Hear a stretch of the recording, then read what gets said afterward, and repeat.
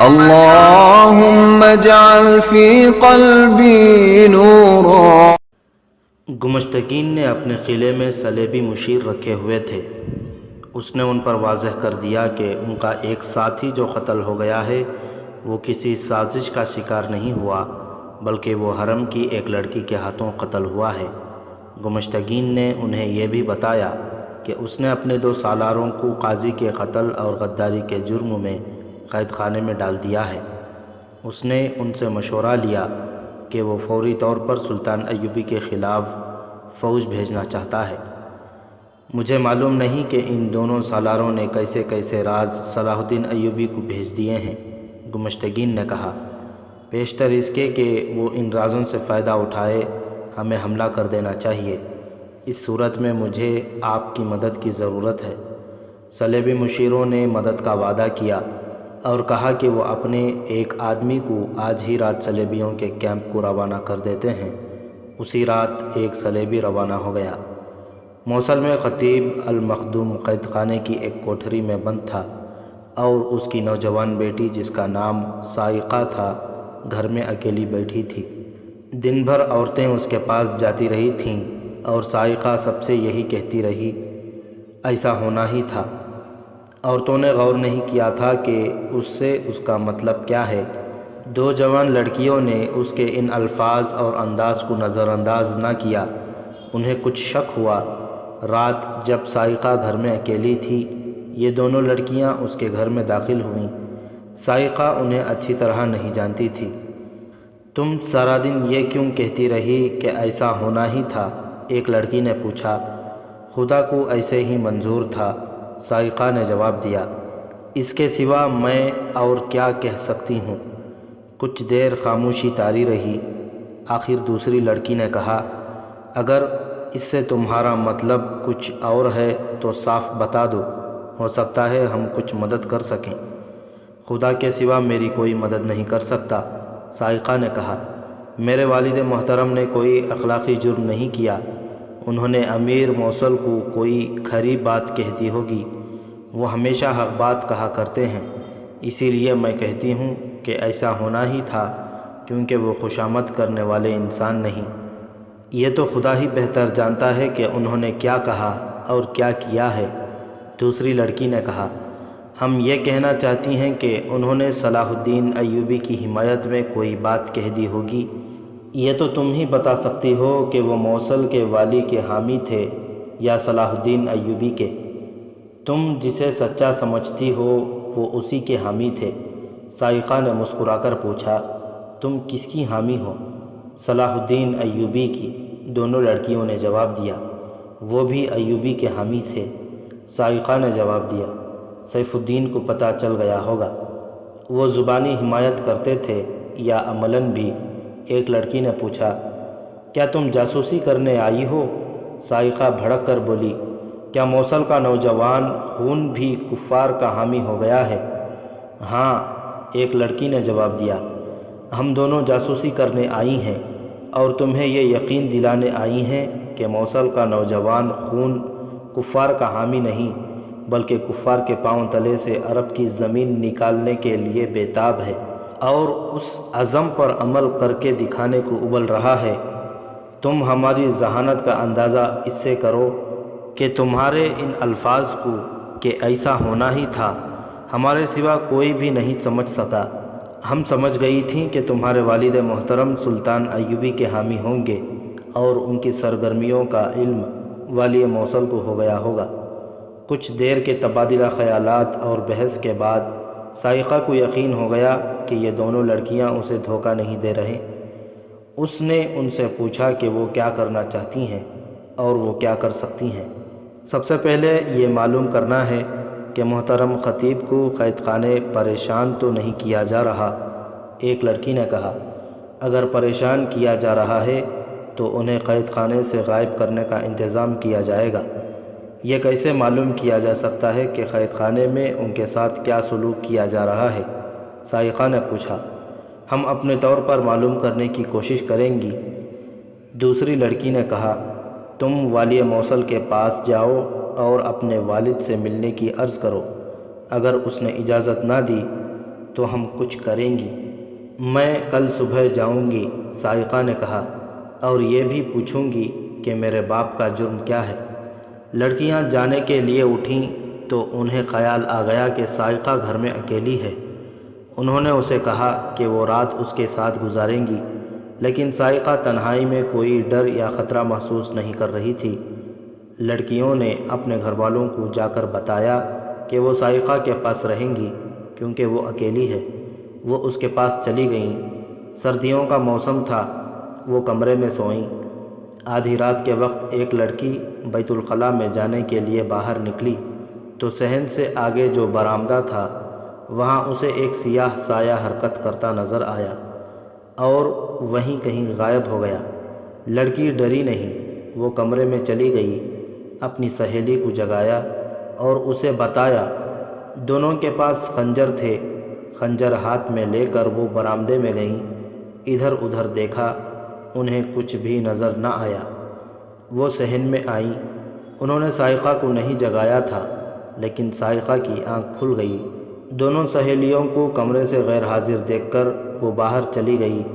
سہیلیوں کو پکارا، وہ آئیں تو انہوں نے اسے بتایا کہ برآمدے میں ایک سایہ حرکت کر رہا تھا، کسی انسان کا معلوم ہوتا تھا۔ چلو چل کر سو جاؤ، سائقہ نے ان سے کہا۔ تم جب بھی باہر نکلو گی تمہیں ایک سایہ ہلتا جلتا نظر آئے گا، آگے جا کر کسی سائے کو خنجر نہ مار دینا۔ یہ سائے کیسے ہیں؟ ایک لڑکی نے پوچھا۔ انسان نہیں یہ جو کچھ بھی ہیں، مجھے ان سے کوئی خطرہ نہیں، سائقہ نے کہا۔ تم بھی ان سے نہ ڈرو۔ مگر اب دونوں لڑکیاں ڈرنے لگی تھیں۔ وہ صرف انسانوں سے نہیں ڈرتی تھیں، یہ سائے سائقہ کے کہنے کے مطابق انسانوں کے نہیں تو پھر یہ جن ہی ہو سکتے تھے۔ سائقہ نے کہا، یہ میرے والد محترم کے عقیدت مندوں کے سائے ہیں، انہیں جن ہی سمجھ لو۔ میں ان کے قریب کبھی نہیں گئی، مجھے یقین ہے کہ یہ میری حفاظت کے لیے یہاں گھومتے پھرتے رہتے ہیں۔ محترم خطیب برگزیدہ شخصیت ہیں، ایک لڑکی نے کہا۔ ان کے عقیدت مند جن بھی ہوں گے، کچھ ایسی ہی بات ہے، سائقہ نے کہا۔ ان سے ڈرنا نہیں اور ان کے قریب بھی نہ جانا۔ اس رات خطیب کوٹھری میں بند تھا، اسے ابھی کچھ علم نہیں تھا کہ اس کے ساتھ کیا سلوک کیا جائے گا۔ ایک سنتری اس کی کوٹھری کے سامنے سے گزرا۔ خطیب نے اسے روک کر کہا، مجھے قرآن کی ضرورت ہے، قید خانے میں قرآن تو ضرور ہوگا۔ یہاں قرآن؟ سنتری نے طنزیہ لہجے میں کہا، یہاں قرآن پڑھنے والے نہیں آیا کرتے، یہ جہنم ہے، یہاں گنہگار آتے ہیں، سو جاؤ۔ سنتری آگے چلا گیا۔ خطیب حافظ قرآن نہیں تھا، اسے بہت سی صورتیں اور آیتیں یاد تھیں۔ اس نے سورہ رحمان کی تلاوت بلند آواز سے شروع کر دی۔ ایک تو سورہ رحمان کا اپنا تاثر ہے جو پہاڑوں کا بھی جگر چاک کر ڈالتا ہے، اس کے ساتھ خطیب ابن المخدوم کی سریلی آواز کا سحر انگیز سوز قید خانے کی مقید ماحول میں جیسے وجد طاری ہو گیا ہو۔ اس نے یہ سورہ مبارکہ ختم کی تو اسے محسوس ہوا کہ وہ اکیلا نہیں۔ دروازے کی طرف دیکھا، وردی میں جیل کا کوئی عہدیدار کھڑا تھا، اس کی آنکھوں سے آنسو بہہ رہے تھے۔ تم کون ہو؟ عہدیدار نے خطیب سے پوچھا۔ میں 6 سال سے اس قید خانے میں نوکری کر رہا ہوں، قرآن کی آواز پہلی بار سنی ہے، اور ایسی آواز بھی پہلی بار سنی ہے جو میرے دل میں اتر گئی ہے۔ میں نے قرآن نہیں پڑھا، حالانکہ یہ میری مادری زبان میں لکھا گیا ہے۔ میں موصل کا خطیب ہوں، خطیب نے جواب دیا۔ اور آپ کا جرم؟ عہدیدار نے حیرت سے چونک کر پوچھا۔ صرف یہ کہ میں قرآن کی زبان میں بات کیا کرتا ہوں، خطیب نے جواب دیا۔ میرا جرم یہ ہے کہ میں نے اپنے بادشاہ کا حکم نہ مانا اور قرآن کے حکم کو مقدم جانا۔ پھر پڑھو، عہدیدار نے التجا کے لہجے میں کہا۔ میرے اندر ایک زہر ہے جو قرآن کے الفاظ نے اور آپ کی آواز نے نکالنا شروع کر دیا ہے۔ میں آپ کو حکم نہیں دے رہا، التجا ہے۔ خطیب نے پہلے سے زیادہ وجد آفریں آواز میں سورہ رحمان پڑھی۔ عہدیدار کوٹھری میں موٹی موٹی سلاخوں کو پکڑے کھڑا رہا اور اس کے آنسو بہتے رہے۔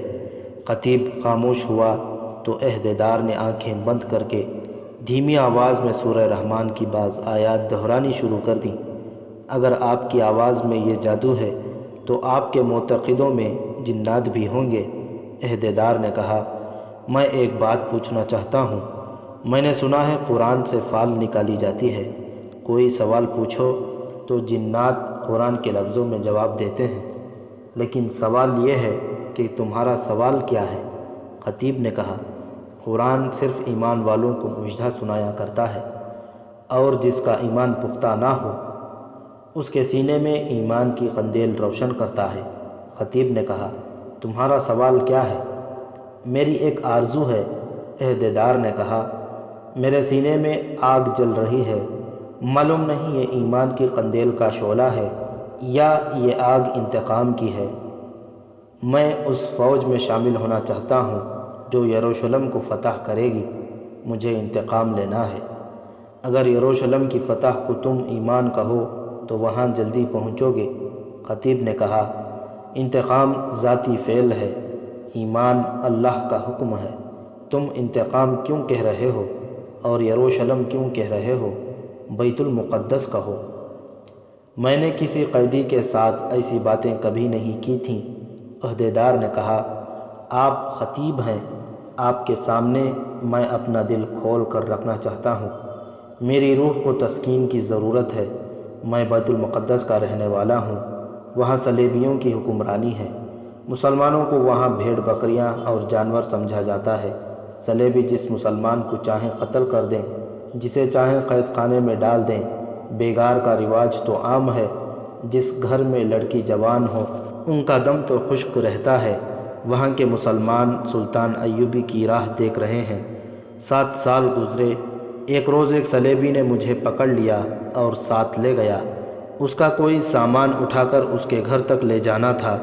اس نے مجھے سامان اٹھانے کو کہا تو میں نے انکار کر دیا۔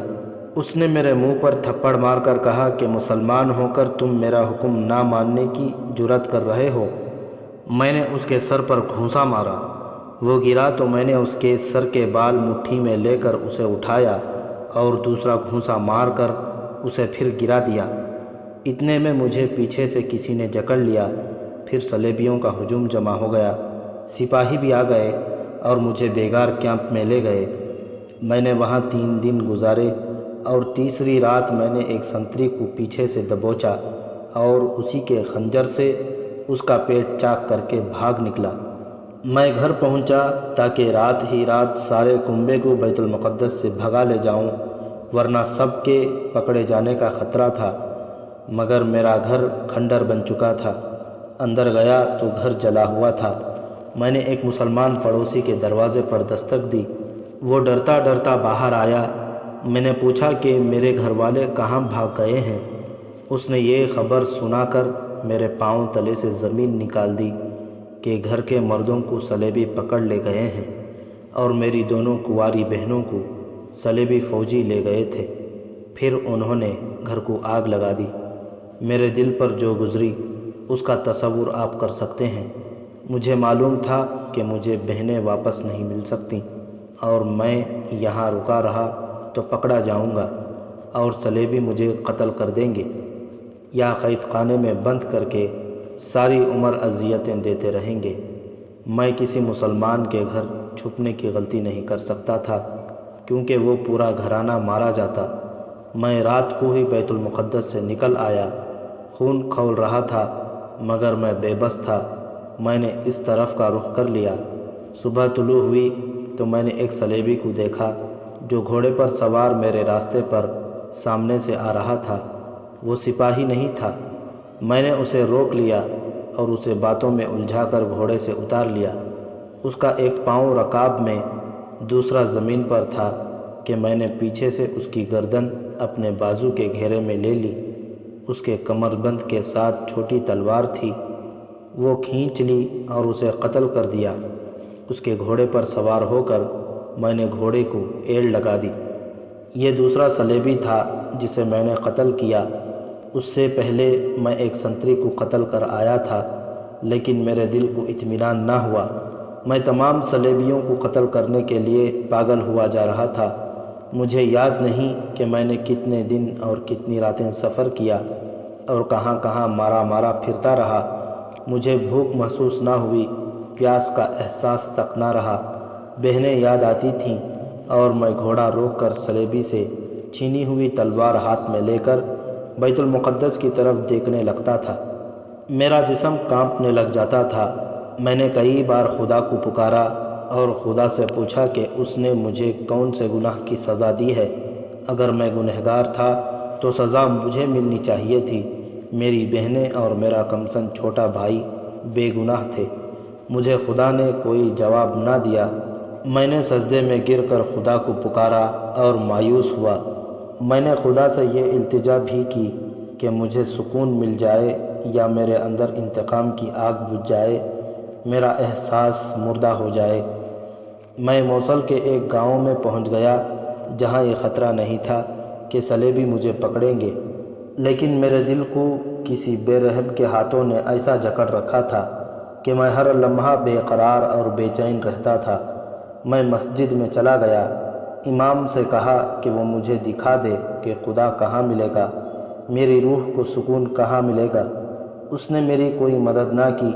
میں وہاں سے ایک اور گاؤں میں چلا گیا، پھر وہاں سے بھی چلا گیا۔ اس کے بعد یہی یاد آتا ہے کہ میں مسجدوں میں خدا کو ڈھونڈتا پھرتا رہا، اماموں سے روحانی سکون مانگتا رہا، مگر کسی نے میری دستگیری نہ کی۔ مجھے کسی نے خدا کا پتہ نہ بتایا، کسی نے کوئی طریقہ نہ بتایا جس سے میں خدا سے ہم کلام ہو سکوں اور اس سے روحانی سکون مانگ سکوں۔ راتوں کو اکثر بہنوں کو خواب میں دیکھتا تھا، وہ روتی نظر آتی تھیں۔ مجھے ان کی سسکیاں اور ہچکیاں اس وقت بھی سنائی دیتی تھیں جب جاگ اٹھتا تھا۔ روز بروز میرے اندر یہ احساس پیدا ہوتا گیا کہ میری بہنیں مجھ پر لعنت بھیج رہی ہیں۔ کسی نے بتایا کہ صلیبیوں سے انتقام لینا ہے تو فوج میں بھرتی ہو جاؤ۔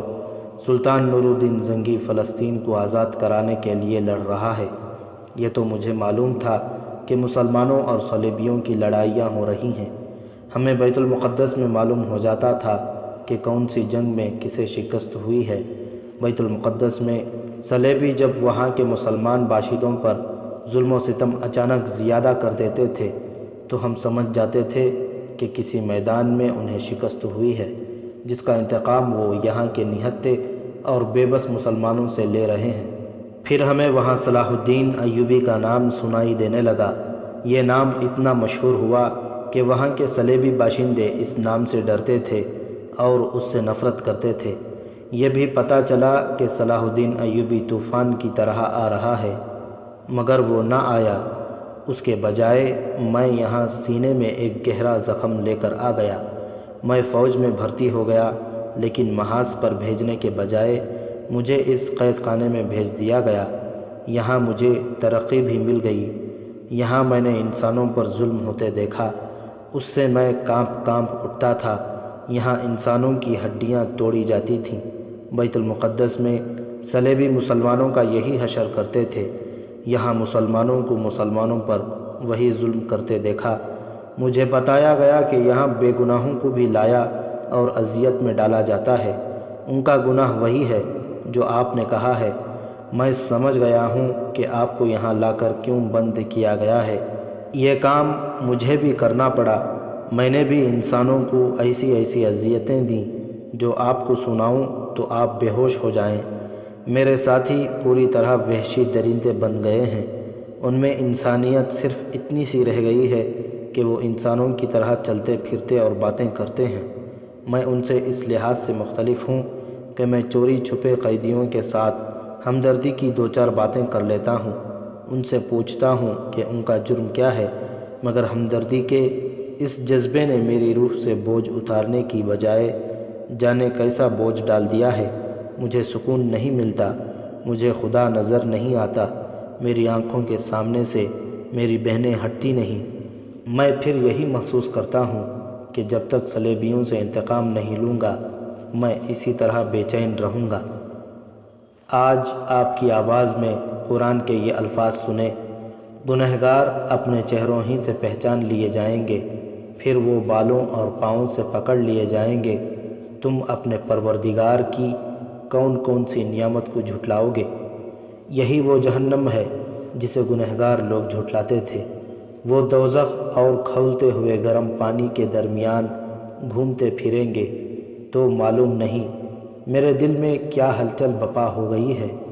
مجھے ایسے محسوس ہونے لگا جیسے وہ راز انہی لفظوں میں ہے جو ڈھونڈتا پھر رہا ہوں۔ اس نے سلاخوں میں سے ہاتھ اندر کر کے خطیب المخدوم کا چوغا پکڑ لیا اور بےتاب ہو کر بولا، مجھے بتاؤ یہ راز کیا ہے؟ کیا میرے دماغ پر خون سوار ہے؟ اگر ایسا ہے تو میں انتقام کس طرح لوں گا؟ میں پاگل تو نہیں ہو جاؤں گا؟ اگر خدا ہے تو اس سے پوچھ کر مجھے بتاؤ کہ میرے سوالوں کا جواب کیا ہے؟ تمہارے دماغ پر خون سوار ہے، خطیب نے کہا۔ تم نے خدا کی آواز سن لی ہے۔ میری آواز میں خدا بول رہا تھا، تم انتقام لینے کو بےتاب ہو، لیکن یہاں تم اسی طرح بے حال اور بے چین رہو گے۔ تم جس فوج کے ملازم ہو وہ کبھی بیت المقدس نہیں جائے گی۔ کیوں؟ کیونکہ یہ فوج پہلے سلطان ایوبی کو شکست دے گی۔ خطیب نے جواب دیا، پھر سلطان ایوبی کو قتل کیا جائے گا اور پھر صلیبیوں کے ساتھ دوستی کی جائے گی۔ عہدیدار کی آنکھیں کھلتی گئیں۔ خطیب اسے بتاتا رہا کہ مسلمان حکمران کیا کر رہے ہیں۔ عہدیدار نے کہا، میں کچھ عرصے سے اس قسم کی باتیں سن رہا تھا لیکن یقین نہیں آتا تھا۔ میں تسلیم کرنے کو تیار نہیں تھا کہ ہمارے حکمران قوم کی ان بیٹیوں کو بھول جائیں گے جو صلیبیوں کی بربریت کا نشانہ بنی ہیں اور جنہیں انہوں نے اغوا کر کے نہ جانے کہاں سے کہاں پہنچا دیا ہے۔ وہ بھول چکے ہیں، خطیب نے کہا۔ وہ اس حد تک بھول چکے ہیں کہ اغوا کی ہوئی مسلمان لڑکیاں انہیں تحفوں کے طور پر پیش کی جاتی ہیں اور یہ انہیں اپنے حرموں کی زینت بناتے ہیں۔ اس لیے سلطان صلاح الدین ایوبی کے دشمن بن گئے ہیں، کیونکہ وہ قرآن کے احکام کا پابند ہے اور قوم کی عصمت کا انتقام لینا چاہتا ہے۔ اسے یہ بھی یاد نہیں رہا کہ اس کا کوئی گھر ہے یا نہیں۔ اس کی عمر صحراؤں اور پہاڑوں میں گزر رہی ہے۔ میرا بھی جرم یہی ہے کہ میں نے والی موصل کو قرآن کے احکام یاد دلا دیے تھے اور اسے کہا تھا کہ ایک مرد مجاہد کے خلاف لڑو گے تو شکست کھاؤ گے۔ قرآن کے جن مقدس الفاظ نے ابھی ابھی تم پر جادو کیا ہے، میں نے یہی الفاظ موصل کے بادشاہ سیف الدین کو یاد دلا دیے تھے۔ میں نے اسے کہا تھا کہ تم جیسے گنہگار چہروں سے پہچانے جائیں گے اور بالوں اور پاؤں سے پکڑ لیے جائیں گے۔ میں نے اسے قرآن کا یہ حکم بھی سنایا تھا کہ تم دماغ سے بادشاہی کا نشہ نہیں اتارو گے تو دوزخ اور کھولتے ہوئے گرم پانی میں گھومو پھرو گے، مگر اس نے خدا کا حکم ماننے سے انکار کر دیا اور اپنے نفس کا حکم مانا۔ اس نے مجھے قید خانے میں بند کرا دیا۔ آپ کو یہاں بہت تکلیف ہوگی، عہدیدار نے کہا۔ میں جو خدمت کر سکا کروں گا۔ یہ دنیاوی اور جسمانی اذیتیں مجھے کوئی تکلیف نہیں دے سکتیں، خطیب نے کہا۔ تم نے میری آواز میں جو سوز اور تاثر محسوس کیا ہے وہ میری روح کی آواز تھی۔ دنیا کے اس جہنم میں میں مطمئن ہوں۔ میری آواز اللہ کی آواز ہے، مجھے کوئی تکلیف نہیں۔ ہاں، ایک غم ہے جو مجھے پریشان کرتا ہے۔ میری بیٹی جوان ہے اور یہ میری واحد اولاد ہے۔ میری بیوی مدت ہوئی مر گئی تھی۔ میں نے اس بچی کی خاطر دوسری شادی نہیں کی۔ ہم ایک دوسرے کی خاطر زندہ ہیں۔ وہ گھر میں اکیلی ہے، میں اس کی حفاظت کروں گا، عہدیدار نے کہا۔ سب کی حفاظت کرنے والا خدا ہے، خطیب نے کہا۔ میں تمہیں اپنے گھر کا پتہ بتا دیتا ہوں۔ میری بیٹی سائقہ سے کہنا کہ ثابت قدم رہے اور میرے متعلق کوئی فکر نہ کرے۔ اگر یہاں قرآن پڑھنے کی اجازت ہو تو میری بیٹی سے میرا قرآن لے آنا۔ عہدیدار علاء الصبح خطیب کے گھر چلا گیا اور اس کی بیٹی کو تسلی دی کہ اپنے باپ کے متعلق وہ پریشان نہ ہو۔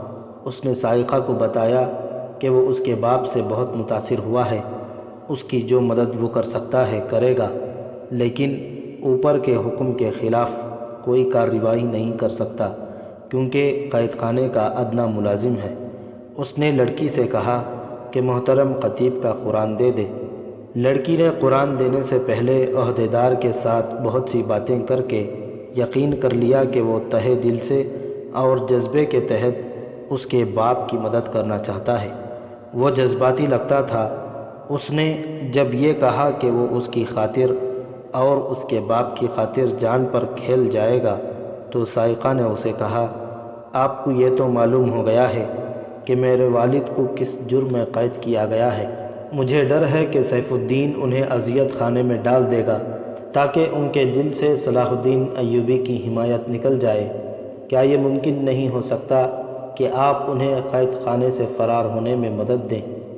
ہم دونوں موصل سے غائب ہو جائیں گے۔ عہدیدار مسکرایا اور بولا، جو اللہ کو منظور ہوگا۔ میں نے تمہارے والد کی آواز میں اللہ کی آواز سنی ہے اور ان کی آنکھوں میں ایمان کا نور دیکھا ہے۔ اللہ کی آواز اور ایمان کے نور کو کوئی انسان قید خانے میں محسوس نہیں کر سکتا۔ ہو سکتا ہے اس آواز اور اس نور کو آزاد کرانے کا نیک کام خدا نے میرے قسمت میں لکھ دیا ہو اور اس کے عوض میرے سینے کی آگ سرد ہو جائے۔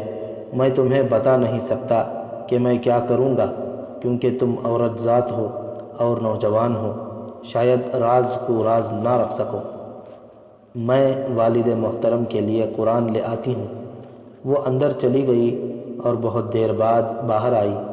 اس کے ہاتھ میں قرآن تھا جو عہدیدار کو دے کر اس نے کہا، میں والی موصل کے پاس جا رہی ہوں کہ وہ مجھے باپ سے ملنے کی اجازت دے دے۔ ہاں، عہدیدار نے کہا، ملاقات کا یہی طریقہ ہے، اور وہ قرآن لے کر چلا گیا۔